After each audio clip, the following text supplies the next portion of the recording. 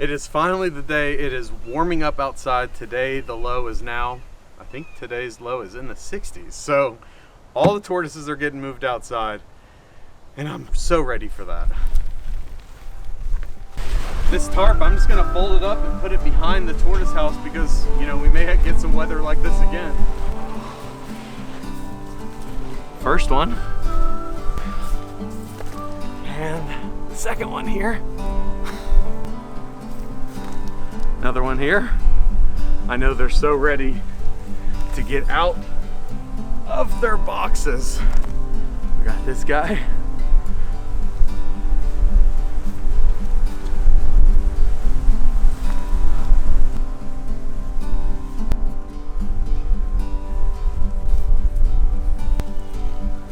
Give these guys a little bit of food. I know they're ready to eat after being cooped up for a few days.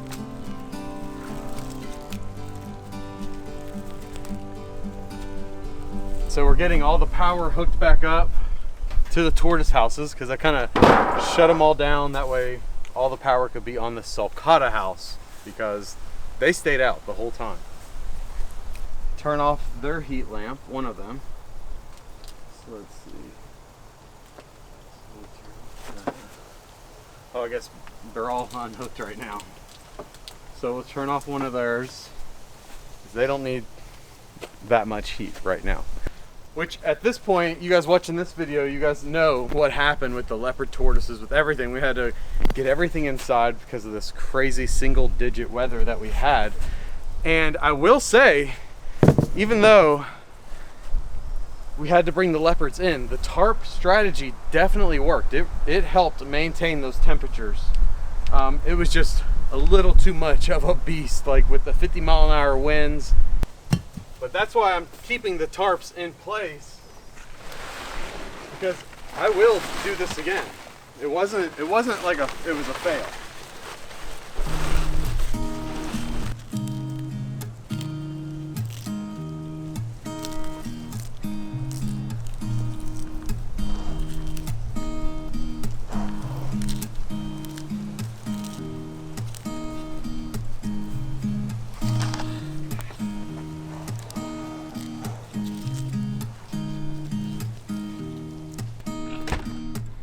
All right, the next ones that we're gonna be putting back outside is the redfoots, and I know they're ready to get a big old drink, so let's go. All right, we got these Colombian redfoots. I am gonna feed them, but because they're still in training, we're gonna feed all of these guys inside of their tortoise house.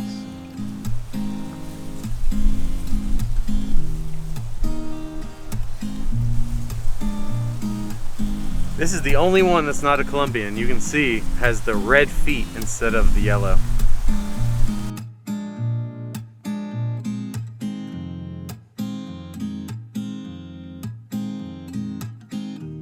Okay, so as you guys know, redfoots are in training.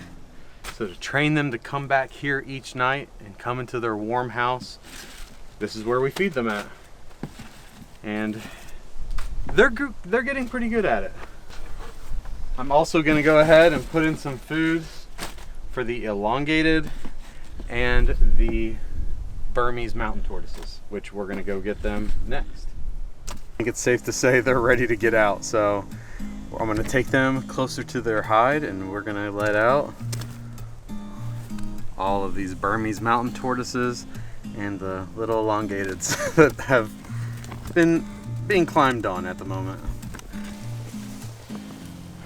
This big guy going in, he's probably gonna make his way straight to the pond. Number 2 here.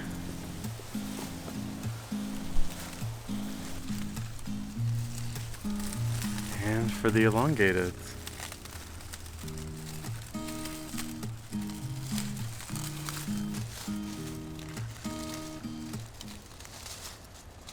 So we got a package in the mail from some friends of ours. This is from Hugs and Hisses Reptiles. I'm gonna put a link to their page down in the description because I actually think I know what's in here, and some of you guys might want this as well. Yes, sir. Yes, sir. We got some coffee. I don't know about y'all, but I kind of run off coffee. You gotta have it each morning. So I'm about to throw some of this on. It's gonna give us that sweet aroma, but cold-blooded caffeine company. I mean, a Reptile coffee. That's cool. This feels like it's already ground up, so that's easy. We're about to roast it, or we're about to brew it up right now. And special shout out, Hugs and Hisses Reptiles. Thank you guys so much for this coffee. That was really nice. And they sent a card, says, "Hey y'all," says Joey and Audrey.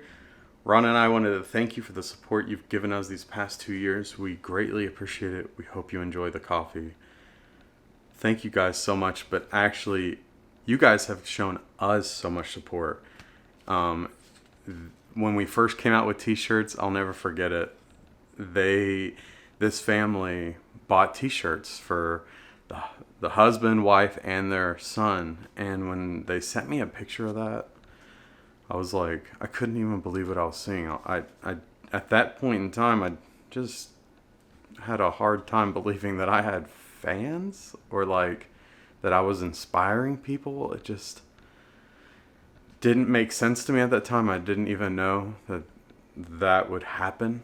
And I still have a hard time believing that now, but I do believe it, and I'm living in that. I know that posting these videos and quitting my job and breeding reptiles and doing this crazy adventure is inspiring for people, but like people like this were inspiring to me. Like they gave it right back, and it just went full circle. So again, thank you.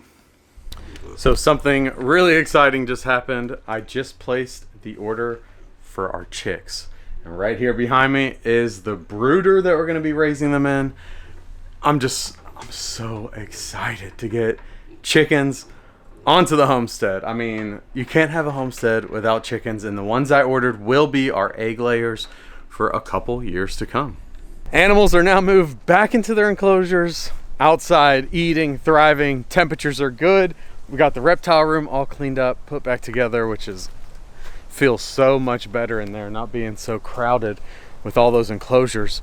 Also, our shipping for tegus is open back up. So if you guys are seeing this video and you're interested in a tegu, check out our website, link in the description. We have some available right now. I'm gonna take you guys down into the woods where I'm gonna show you a huge project that we're taking on, and a new toy or tool that we picked up off Facebook Marketplace that will hopefully make this possible. Now that we got that pig house done, the portable pig house, this is kind of the area that we're going to be running on electric wire from our greenhouse all the way down the edge of our property. But you can't get electric wire through here right now. One, we're trying to find the property line, and two, it's just so overgrown. So I spent about 10 hours doing this already with the chainsaw, and we're just hacking away. And it's kind of enjoyable, but it's also exhausting. And what I was left with was some piles like this. These are some of the bigger logs, and I have a use for this. I know what I can use this for raised garden beds, fence post, firewood. That's the easy stuff to find a purpose for. But as I was cutting away, I was left with this. Tons and tons of this, you guys. And we're just getting started. There's so much more to cut down. And you know, my options were what? Just to burn it? But I need something. You guys probably know what it is. As a reptile owner, breeder, and as a novice gardener, I need so much mulch. I need endless mulch. And so buying this wood chipper, hopefully, you know, you guys know how it goes when you're getting things off Facebook Market. Got the cheap one that someone was selling that it wasn't working right. Luckily, I got it home, sharpened the blades, and that sucker is working out great so far. So we have tons of brush like this that we are turning into mulch. I told Audrey when we got the wood chipper and I was excited about it, I was like, so many of my like dreams or ideas that I have has died because of not having mulch. And that may seem weird to you guys, but like I don't want to buy it because, one, it's expensive. You know, to get the amount of mulch I need is hundreds of dollars, if not more, because I need so much of it. And this wood chipper, yes, it's a lot of work to chip all this stuff up, but it's really satisfying to use what we already have on the property. That satisfies me so much, probably more than your average person. I love using what the earth is giving for free and growing, and I love being able to take these piles of limbs that would, you know, I would have to burn or do something else with. I love that I can chip them up and turn them into mulch. So let me show you guys the mulch that we're getting from the wood chipper. Well, here's a little bit right here. This is just, you know, we already scooped it up. This is kind of what's left over because this is one spot we're doing it. So the wood chipper chips it really fine.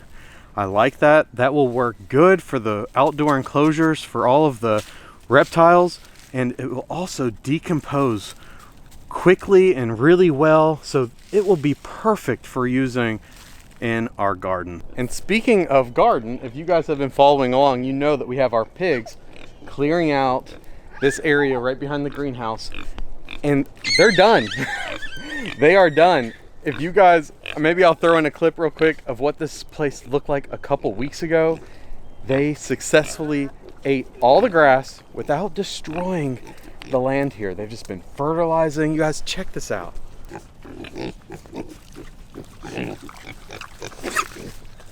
This is what they've been doing. So the ground has been prepped and ready. Well, and now it's time for me to come in here and make our rows. I don't know what I'm doing, you guys. I'm just going for it.